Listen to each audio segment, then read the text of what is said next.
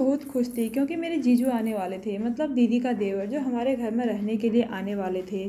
और आज का दिन बहुत ही अजीब था। सुबह सुबह ही मम्मी पापा किसी काम के लिए बाहर गए थे और घर में बस मैं और जीजू थे। जैसे ही मम्मी पापा ने कहा हम दोपहर तक वापस नहीं आएंगे, मेरे मन में एक अजीब सी हलचल मच गई। मुझे समझ नहीं आ रहा था कि आज का दिन कैसा रहेगा। जैसे ही मम्मी पापा गए, जीजू की नज़र मुझ पर कुछ अलग तरीके से पड़ी। मैं समझ ही नहीं पाई कि उनके दिमाग में क्या चल रहा है।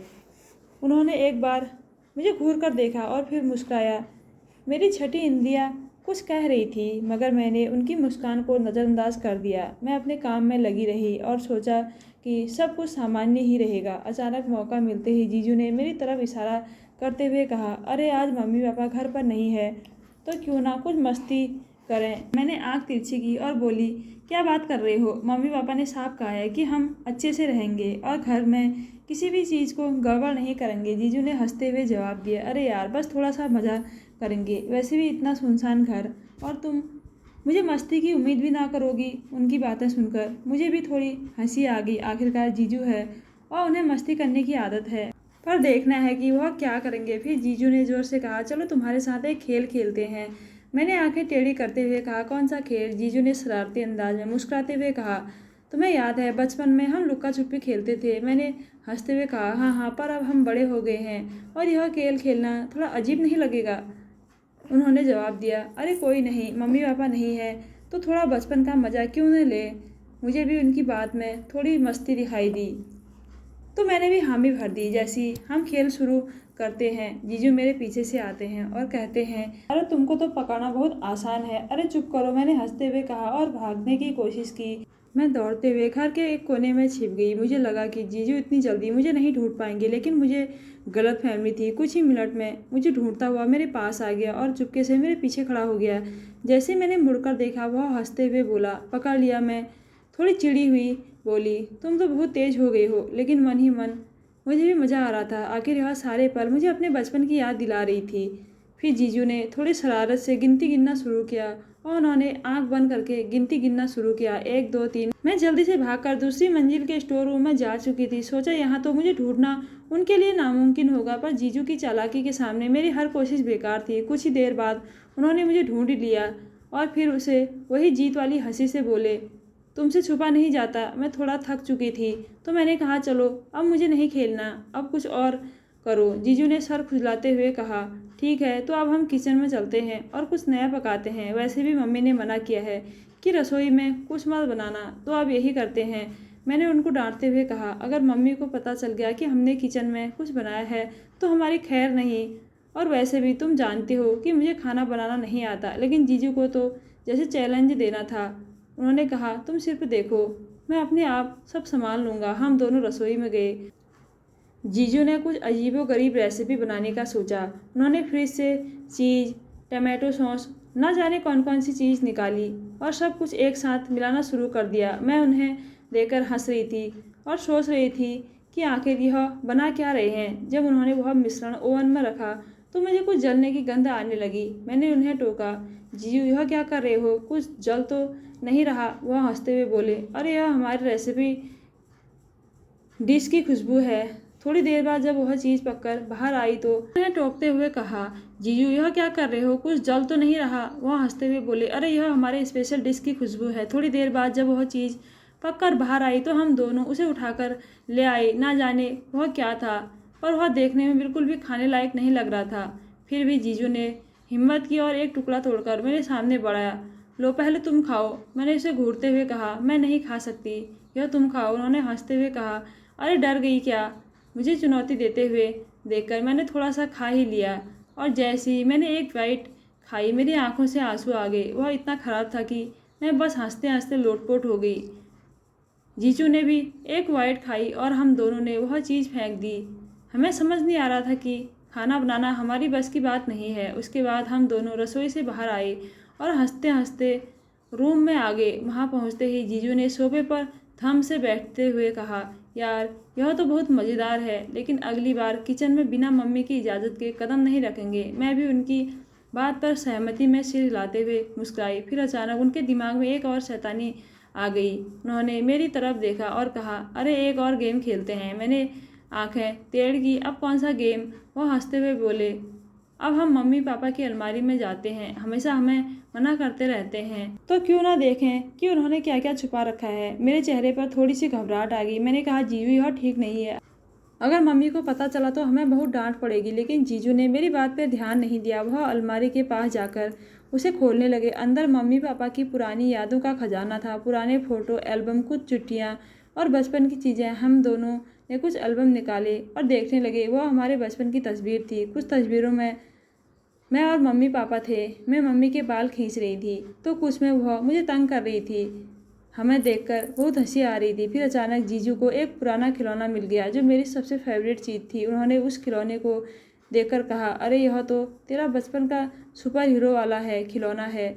उसे उठाकर मेरे सामने लहराया और बोले, देखो यह अब भी वैसा ही है। मैंने उनकी ओर देखकर मजाक में कहा, हाँ और तुम भी तो अब तक वैसे ही हो, बिल्कुल शैतान। हम दोनों उस पुरानी चीज़ों में खोए हुए थे और हमें समय का बिल्कुल भी अंदाज़ा नहीं था।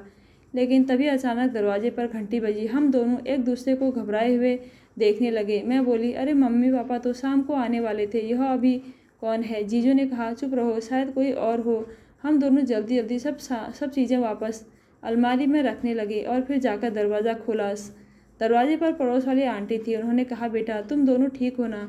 मैंने सोचा घर में इतनी तोड़ फोड़ की आवाज़ सुनाई दे रही है तो आकर देख लूँ। हम दोनों ने एक दूसरे की ओर देखा और मुस्कुरा दिया। जीजू ने जवाब दिया, जी आंटी, हम बिल्कुल ठीक हैं, बस यूं ही मस्ती कर रहे थे। आंटी मुस्कुराई और बोली, अच्छा बेटा ठीक है। मुझे लगा कहीं कुछ हो तो नहीं गया। वह चली गई और हमने चैन की सांस ली। लेकिन तभी मुझे ध्यान आया, हमने अभी भी रसोई की सफाई नहीं की थी। हम दोनों रसोई की हालत देखकर घबरा गए। टमाटर, चीज़, आटे की धूल और अजीब से सौंस के छींटे हर तरफ थे। मैंने जीजू की तरफ गुस्से से देखा और कहा, यह सब आपकी वजह से हुआ है। अब मम्मी आती यह सब देखेगी तो हमारी खैर नहीं। जीजू ने खुद को मासूम दिखाते हुए कहा, अरे मैंने ही तो कहा था कि स्पेशल डिश बनाते हैं, पर सफाई तो दोनों की जिम्मेदारी है। जल्दी से सफाई कर लेते हैं। हम दोनों जल्दी जल्दी किचन को साफ करने में लग गए। जीजू ने ज़मीन पर गिरे टमाटर के टुकड़े उठाए और मैंने सिंक के पास जमा हुए बर्तनों की गंदगी साफ की। कुछ देर की मेहनत के बाद किचन थोड़ा साफ सुथरा लगने लगा। सफाई करते करते जीजू ने मजाक में कहा, आज तो हमने इतनी सफाई की है कि मम्मी भी देखकर खुश हो जाएगी। मैंने उन्हें टेढ़ी नज़रों से देखा और कहा, खुश तो तब होंगे जब उन्हें पता चलेगा कि हमने यहाँ क्या बवाल मचाया था। सफाई करने के बाद हम दोनों बैठक रूम में आकर बैठ गए और एक दूसरे की तरफ देखकर हंस पड़े। अचानक जीजू ने मेरी तरफ शरारती मुस्कान के साथ देखा और कहा, अच्छा सुन, एक और आइडिया है। मैंने सर पकड़ लिया और कहा, तुम्हें फिर से आइडिया क्यों आ रहा है? अभी तो हमने सफाई की है। वह बोले, अरे इस बार कोई गड़बड़ नहीं करेंगे, चल मम्मी के फ़ोन से एक सेल्फी लेते हैं। वह हमेशा हमें उनके फ़ोन को हाथ लगाने से मना करती है, तो उनकी गैर हाजिरी में क्यों ना एक यादगार सेल्फी खींच लें। मुझे जीजू की यह बात मज़ेदार लगी। मैंने भी सोचा कि एक बार सेल्फी खींचने में क्या ही नुकसान होगा। हम दोनों ने मम्मी का फ़ोन उठाया और अलग अलग चेहरे बनाकर सेल्फी खींचने लगे। कभी वह अजीब चेहरा बनाता तो कभी मैं मुंह खोलकर फ़ोटो खिंचवा रही। अचानक जीजू ने मोबाइल का वीडियो ऑन किया और रिकॉर्डिंग शुरू कर दी। उसने मजाक में मम्मी की नकल करते हुए कहा, देखो यह घर है या कोई मस्ती का अड्डा। हम दोनों उनकी एक्टिंग देखकर हंसते हंसते पागल हो गए। फिर मैं भी पापा की नकल में कहा, जब तक मैं घर में हूँ कोई मस्ती नहीं करेगा। हमारे पास हंसने के अलावा और कोई काम नहीं बचा था। यह वीडियो इतना मज़ेदार बन गया कि हम दोनों ने इसे सेव कर लिया। तभी दरवाजे पर आवाज़ आई और इस बार मम्मी पापा सचमुच घर आ चुके थे। हमने एक दूसरे को देखा और घबराकर मम्मी का फ़ोन वापस अपनी जगह पर रख दिया। मम्मी अंदर आई और बोली, तो तुम दोनों ने क्या किया आज घर में? जीजू ने मासूम बनते हुए कहा, कुछ नहीं मम्मी, बस ऐसी ही पढ़ाई कर रही थी। मम्मी ने हमारी शक्ल देखी और संदेश भरी नज़रों से बोली, हाँ ठीक है, तुम दोनों बहुत सीधे लग रहे हो, आज ज़रूर कुछ किया है। हम दोनों एक दूसरे की ओर देखकर मुस्कुरा दिए और बोले, अरे मम्मी, आप तो ऐसे ही सोच रही हैं, हम सच में अच्छे बच्चे हैं। मम्मी ने हमारी बात पर थोड़ा भरोसा किया, लेकिन उनके चेहरे पर हल्की मुस्कान थी। फिर उन्होंने कहा, अच्छा जाओ दोनों अपने अपने कमरों में, और ध्यान रखना जो भी किया हो किसी को पता ना चले। हम दोनों ने सहमति में सर हिलाया और अपने कमरों में चले गए। लेकिन उस दिन की मस्ती और खेल हमारे चेहरे पर हमेशा के लिए एक यादगार हंसी छोड़ गए। रात को मैं अपने कमरे में लेटी थी, लेकिन दिन भर की सारी शरारतें मेरे दिमाग में घूम रही थी और मैं हंसते हंसते खुद भी सो नहीं पा रही थी। थोड़ी ही देर में जीजू मेरे कमरे में आकर धीरे से बोले, सो गई क्या? मैंने उन्हें देखा और जवाब दिया, नहीं नहीं, तुम भी सो नहीं पाई क्या? वह मुस्कुराते हुए मेरे पास बैठ गए और बोले, यार आज का दिन सचमुच मज़ेदार था। जब मम्मी का फ़ोन चुपके से लेकर हम दोनों ने वीडियो बनाई तब मम्मी को बिल्कुल अंदाज़ा नहीं था। हम दोनों उस वीडियो के बारे में सोचकर फिर से हंसने लगे। जीजू ने कहा, कल सुबह मम्मी जब अपने फ़ोन में वह वीडियो देखेगी तब उनके चेहरे का रिएक्शन देखने लायक होगा। मैंने उन्हें घूरते हुए कहा, बस यही बाकी है कि मम्मी को पता चले और फिर हमारे असली खैर नहीं है। जीजू ने मेरी बात पर थोड़ी गंभीरता दिखाते हुए कहा, हाँ यह तो है। वैसे वह वीडियो तुमने डिलीट कर दिया है ना?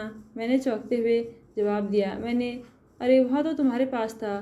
तुमने ही कहा था कि यादगार के तौर पर रखेंगे। अब यह दोनों को समझ ना आ रहा था कि हमने गलती कर दी है। अगली सुबह जब मम्मी ने फ़ोन खोला और उस वीडियो को देखा तो उन्होंने ज़ोर से आवाज़ लगाई, तुम दोनों तुरंत मेरे सामने आओ। हम दोनों समझ गए कि हमारी पोल खुल गई है। हम धड़कते दिल से मम्मी के पास गए और मम्मी ने हमारी बनाई वीडियो को दिखाते हुए कहा, तो यह सब कर रहे थे तुम दोनों मेरी गैर हाजिरी में? हमने मासूम बनकर मम्मी से माफ़ी मांगी और कहा, मम्मी हम सिर्फ मजाक कर रहे थे, अब कभी नहीं करेंगे। मम्मी ने पहले तो हमें घूरा, फिर अचानक मुस्कुराते हुए बोली, अच्छा है तुम दोनों ने बचपन के दिन याद दिला दिए, लेकिन अगली बार मेरी अलमारी और फ़ोन से दूर रहना, समझे? हम दोनों ने सर हिलाया और हंसते हुए कहा कि मम्मी। उस दिन के बाद हम दोनों ने सीखा कि मम्मी की इजाज़त के बिना शैतानी करने में मज़ा तो बहुत है, लेकिन कीमत भी चुकानी पड़ती है। दोस्तों कैसी लगी आज की स्टोरी? अगर अच्छी लगी तो हमारे चैनल को ज़रूर सब्सक्राइब कीजिएगा। धन्यवाद।